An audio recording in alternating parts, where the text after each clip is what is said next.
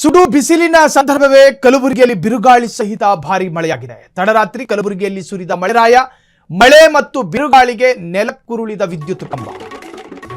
ಸುಡು ಬಿಸಿಲಿನ ಹೊತ್ತಲ್ಲೇ ತಡರಾತ್ರಿ ಕಲಬುರಗಿಯಲ್ಲಿ ಭಾರಿ ಮಳೆಯಾಗಿದೆ. ಬಿರುಗಾಳಿಗೆ ನೆಲಕ್ಕುರುಳಿದ ವಿದ್ಯುತ್ ಕಂಬ. ಕಲಬುರಗಿ ನಗರದ ಲಾಲ್ಗೇರಿ ಕ್ರಾಸ್ ಬಳಿ ಈ ಘಟನೆ ನಡೆದಿದೆ.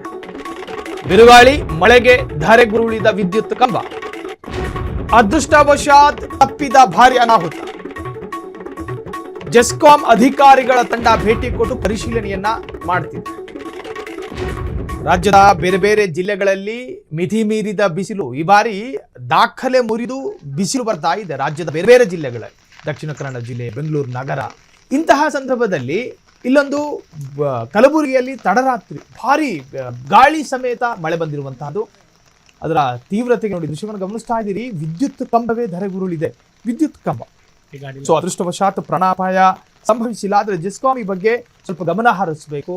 ಕಲಬುರಗಿಯಲ್ಲಿ ತಡರಾತ್ರಿ ನಡೆದಿರ್ತಕ್ಕಂತಹ ಬಿರುಗಾಳಿ ಸಹಿತ ಮಳೆಯಿಂದ ಇನ್ನು ಮುಂದೆಯೂ ಕೂಡ ಬರಬಹುದು. ಹಾಗಾಗಿ ದುರ್ಬಲ ವಿದ್ಯುತ್ ಕಂಬಗಳನ್ನು ತೆರವು ಮಾಡುವಂತಹ ಜೊತೆಗೆ ಬೇರೆ ಬೇರೆ ವೀಕ್ ಮರಗಳಲ್ಲಿ ಸಾಕಷ್ಟು ಕೊಂಬೆಗಳಿರ್ತವೆ, ಅದು ಬಿದ್ದು ನಾಗರಿಕರ ಸಂಪತ್ತು ಕೂಡ ನಾಶ ಆಗುವ ಸಾಧ್ಯತೆಗಳಿದೆ. ನೋಡಿ, ಮರದ ಕೆಳಗೆ ನಿಲ್ಲಿಸಿದ್ದ ಕೆಲವು ವಾಹನಗಳು ಕೂಡ ಜಖಮಾಗಿರುವಂತಹದ್ದು, ಸಾರ್ವಜನಿಕರ ಆಸ್ತಿ ಪಾಸ್ತಿ ನಷ್ಟ. ಸೊ ಇದಕ್ಕೆ ಯಾರು ಜವಾಬ್ದಾರರು? ನಿಜಕ್ಕೂ ಕೂಡ ಮಾಡದ ತಪ್ಪಿಗೆ ಆಗುವಂತಹ ತಪ್ಪುಗಳಿವೆಲ್ಲ ತಪ್ಪೆ ಮಾಡಿರೋದಿಲ್ಲ. ಅವರ ವಾಹನಗಳ ಮೇಲೆ ವಿದ್ಯುತ್ ಕಂಬಗಳು ಬಿದ್ದಿದ್ದಾವೆ, ನಾಶ ಆಗಿದ್ದಾವೆ.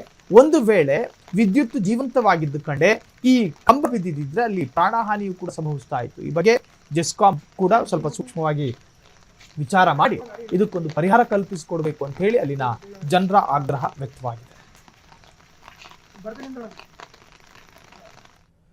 ಕ್ಷಣ ಕ್ಷಣದ ಸುದ್ದಿಗಳಿಗಾಗಿ ಫ್ರೀಡಂ ಟಿವಿ ಸಬ್ಸ್ಕ್ರೈಬ್ ಮಾಡಿ, ಲೈಕ್ ಮಾಡಿ ಹಾಗೂ ಫಾಲೋ ಮಾಡಿ. ಹೊಸ ಸುದ್ದಿಗಳ ನೋಟಿಫಿಕೇಶನ್ಗಾಗಿ ಬೆಲ್ ಐಕಾನ್ ಮೇಲೆ ಕ್ಲಿಕ್ ಮಾಡಿ.